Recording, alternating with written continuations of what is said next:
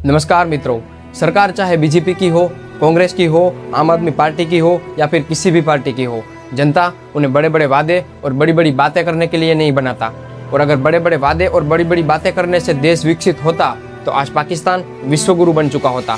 लेकिन हमारी प्यारी अलोकतांत्रिक और एंटी नेशनल का टेक देने वाली वर्तमान सरकार को लगता है कि बिना एजुकेशन सिस्टम को विकसित किए, बिना हेल्थ इंफ्रास्ट्रक्चर को सही किए, बिना रूल ऑफ लॉ को ठीक किए, बिना वुमेन सेफ्टी के, बिना सोशल जस्टिस के और बिना इंटरनल सिक्योरिटी को मजबूत किए सिर्फ मंदिर में एयर शो करने से भारत 2047 तक विकसित हो जाएगा। क्योंकि पिछले कुछ सालों में वर्तमान सरकार ने बड़े बड़े वादे और बड़ी बड़ी बातें की थी, लेकिन आज उनमें से एक भी पूरी तरह पूरा नहीं कर पाए हैं। और बातें हम सड़कों पर स्पेस टेक्नोलॉजी लाने की करते हैं। हमने रोड बनाने में स्पेस टेक्नोलॉजी का उपयोग किया है। स्पेस टेक्नोलॉजी से फोटोग्राफी होती है, मॉनिटरिंग होता है।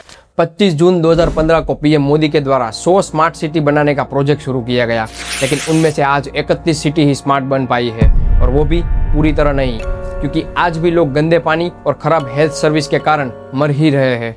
और फिर कहा गया कि हम इन्फ्लेशन यानी कि महंगाई को कंट्रोल करेंगे, लेकिन आज देश की जनता को सोना और डीजल पेट्रोल न खरीदने और पब्लिक ट्रांसपोर्ट का यूज करो ऐसा बोलने की नौबत आ गई है।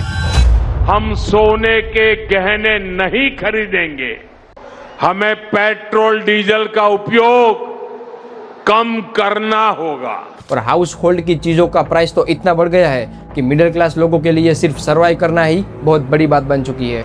और फिर कहा गया कि देश के बाहर पड़े ब्लैक मनी को वापस लाएंगे और उस पैसों से देश के सभी नागरिकों के बैंक के अकाउंट में 15 लाख रुपए डाले जाएंगे। लेकिन 15 लाख तो दूर, देश के कुछ हिस्सों में 500 और 1000 रुपए के लिए भी किसान आत्महत्या कर रहे हैं और कुछ महिलाएं अपने गर्भाशय निकलवा रही है।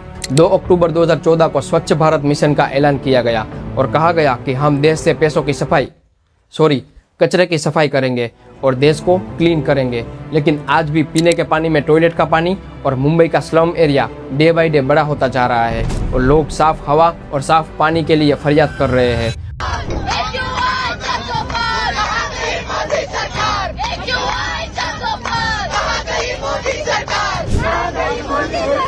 और नगर पालिकाओं को बिना काम किए अवार्ड दिए जा रहे हैं और सोशल मीडिया पेज को चमकाए जा रहे हैं। 14 सितंबर 2014 को पीएम मोदी के द्वारा भारत में बुलेट ट्रेन प्रोजेक्ट की शुरुआत की गई और फिर वही बड़ी बड़ी बातें की गई कि जापान की सिंकसेन टेक्नोलॉजी आएगी, 320 किलोमीटर प्रति घंटे की स्पीड से चलेगी और मुंबई से अहमदाबाद का सफर सिर्फ 2 घंटे में पूरा कर देगी।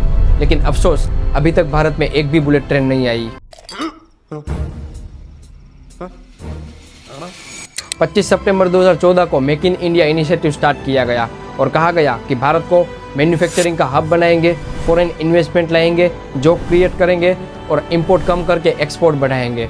लेकिन आज भी भारत का इंपोर्ट डेटा कहता है कि भारत बाहर से क्रूड ऑयल 12 लाख करोड़ से भी ज़्यादा, गोल्ड 6 लाख करोड़ से भी ज़्यादा, इलेक्ट्रॉनिक्स 7 लाख करोड़ से भी ज़्यादा, फर्टिलाइज़र 1 लाख करोड़ से भी ज़्यादा और मशीनरी 5 लाख करोड़ से भी ज़्यादा बाहर से इंपोर्ट करती है। जून 2014 को नमामि गंगे प्रोजेक्ट लाए और कहा गया कि हम गंगा नदी को क्लीन करेंगे, लेकिन आज तक गंगा नदी तो क्लीन नहीं हुई, लेकिन करीब 40,000 करोड़ रुपए जरूर क्लीन हो रहे हैं। और फॉरेन पॉलिसी का तो सुपड़ा साफ कर दिया है। आतंकवादी कभी भी देश के अंदर आकर मासूमों को मार दे रहे हैं और पता नहीं मोटा भाई इंटरनल सिक्योरिटी में क्या कर रहे हैं।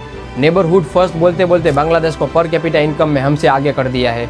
और नोटबंदी का तो क्या ही कहना, आदित्य धर साहब ने धुरंधर फिल्म के जरिए सब बातें तो बता ही दी है कि क्यों हुआ था और क्या किया गया था। वो बात भले ही ना दिखाई गई हो कि लोगों को क्या समस्याएं हुई थी। हो सकता है कि अगली फिल्म में दिखाए कि कैसे नोटबंदी के बाद भी देश में नकली नोटें आई थी। जय हिंद।